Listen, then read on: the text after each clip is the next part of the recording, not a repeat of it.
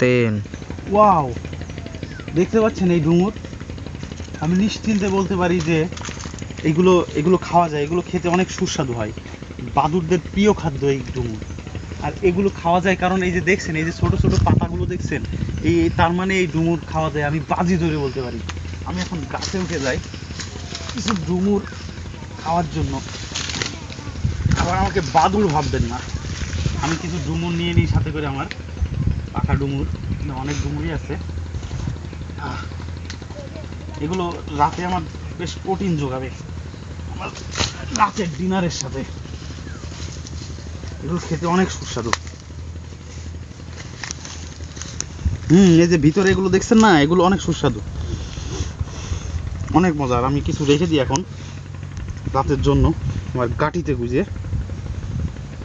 stop করে